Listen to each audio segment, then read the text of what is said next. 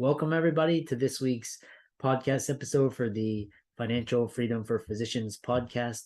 I'm your host, Dr. Christopher Liu. And as you know, we talk about four different types of freedom: time, financial, location, and health freedom. And so today we have a creative entrepreneur in the video space. Her name is Nisee J, and she's going to talk all about entrepreneurship through video. She has a YouTube channel, so check that out, being a content creator. So, Nisee J, welcome. Thank you, Dr. Lewis. So great to be here. Yeah, yeah, it's really interesting because I'm always interested in the creatives because you want to go where the Gretzky said, go where the puck is going, not where it's been. So, and creatives have always been really interesting because they are the ones that are figuring out solutions to things and finding workarounds, and so you embody that. So tell us more about your background and how you got started. Okay, thank you. Once again, my name is Nisee J. I've been filming for about 10 years, but the first 7 years I didn't take it seriously. Um, what happened was I owned a business, a filming business with a friend of mine, and we started filming short films. And then we was like, we need to start making some money. Let's shoot music videos for our local artists in the tri-state area. So we moved into that. And the struggle with that at the time was, first of all, being a female, we had to constantly prove that we could film just as good as anybody. And what we had to do was lower our prices, and also with our first time customers, we'll do the first video for free. Now, in retrospect, I see why that didn't work, because we didn't respect ourselves enough to hold our prices to the local prices, average prices around town, and constantly giving free videos. That was a disrespect on ourselves. So if we didn't respect ourselves enough, that's why another reason why we didn't get any respect. So we constantly dealt with uh, people not paying us on time, or constantly asking for uh, lower rates, even though our rates were already low. So that's what we dealt with. But at first, it was kind of fun. It was a great learning experience, a long learning experience. But I got out of it because just every time I was on set, I'm like, something is missing. I feel like this is not the space I should be in. So after filming hundreds of music videos for rappers and singers in Florida, Alabama, Georgia, I told my friend, this isn't going to work for me, because first of all, we weren't getting along as friends, and that kind of spilled over into the business. And they say not to get in business with your friends or your family. And I really think you can, only if you all are on the same page. You all have the same goals, the same your goals are headed in the same direction. And unfortunately, ours weren't. So I came to a point in my life where I realized I really need to change the people I hang around, change my habits, and change my way of thinking. And so I cut off all my friends, all my associates, because at the time those were the type of people that were kind of just draining me. They weren't really pouring into me. They weren't on the same path as me. I cut all them off, and then I had to learn how to be alone but not lonely. There's a difference between the two. So I had to learn to love to be alone, learn to love to be by myself. I had to change my habits. I started waking up a lot earlier. I used to think that was such a weird thing. Like, why would you want to wake up 2 hours before you go to work just to exercise and meditate? I'm like, that is so weird. I was the weird one for thinking that. I started waking up 3 or 4 o'clock in the morning, meditating, exercising, working on my daily goals that went into my major goal. Um, and I had to change my mindset. I dealt with insecurities and doubt, and that hindered me from making correct decisions and just getting out of my comfort zone. Because if we stay comfortable, we stay in our comfort zone, we're not going to grow. I mean, it's as simple as that. So I had to get out my comfort zone. So I dove into teaching myself how to edit with Adobe Premiere Pro because I already know how to film, of course. I just didn't know how to edit. So once I taught myself how to edit, I put together a gaming computer to handle that type of editing. I built it all by myself. Well, my dad helped me a little bit.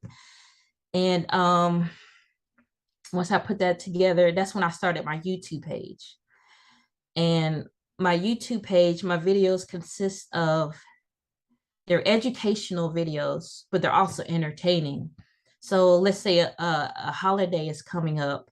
I'll do a video on why we celebrate that holiday. Because for the most part, we hear a holiday, all we know is I get a day off from work. I don't have to work that day.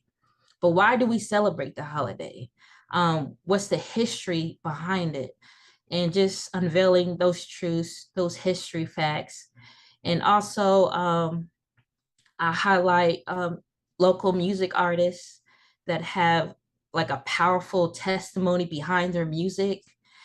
And I'll make them entertaining these videos because I love green screen. I love special effects. So in my videos, I have like the words and the video moving with my hand gestures and just cool little camera tricks I'll add into that because I understand our attention, it can be very short. So I try to keep the viewer engaged and entertained. So yeah, I was pushing out videos like every week. So during that stage of my life, I was teaching myself how to overcome my insecurities because my excuse at the time was I'll start my YouTube channel once I lose weight.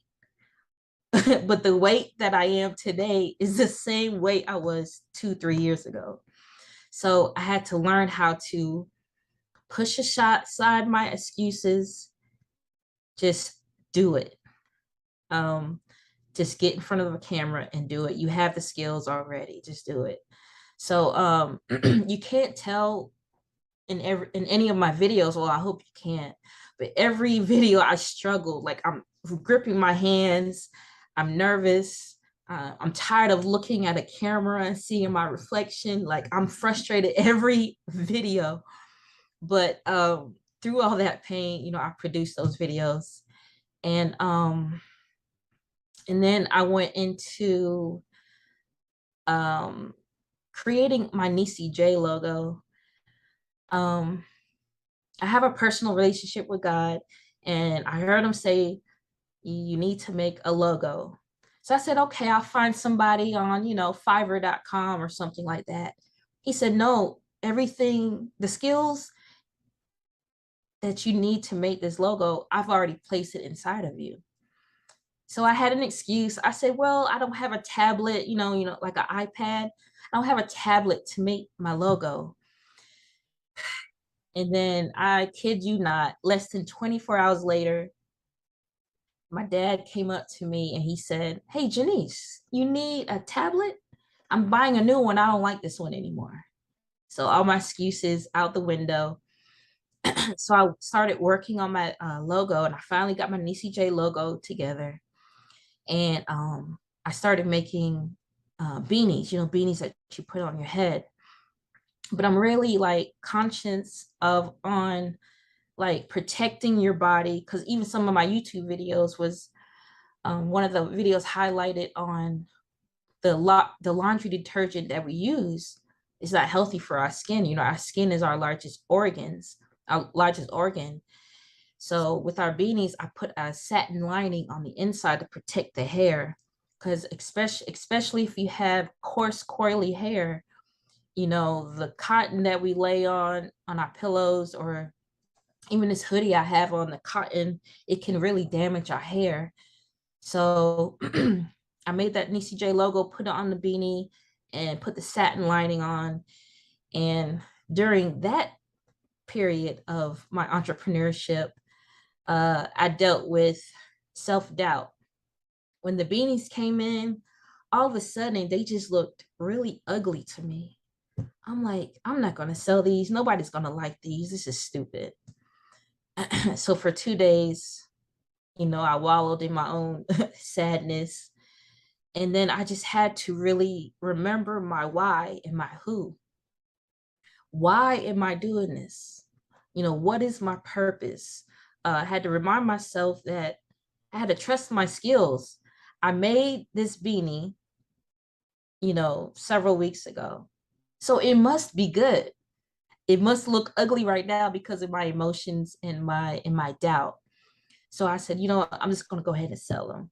So in a few weeks, they were selling like hotcakes.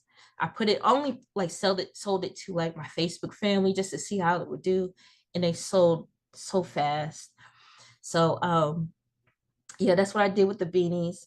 And going back to when I had to cut off my friends, because you can't really get better until you let go of the bad. I couldn't get good friends or good relationships until I let go of all the bad ones. And once I did that, I connected myself with a wonderful group of people from Ashton Martin Entertainment. I believe you talked with Ashton Martin a few weeks ago. And together we're just a group of music managers, music artists, content creators who produce content that will inspire you. And we meet every week. We meet every week, which is good to be around people who kind of, iron sharpens iron. It's good to be around people who encourage you, who pour into you, you pour into their goals and their visions. And they continuously encourage my filming and videography. I'm constantly shooting music videos for Ashton Martin.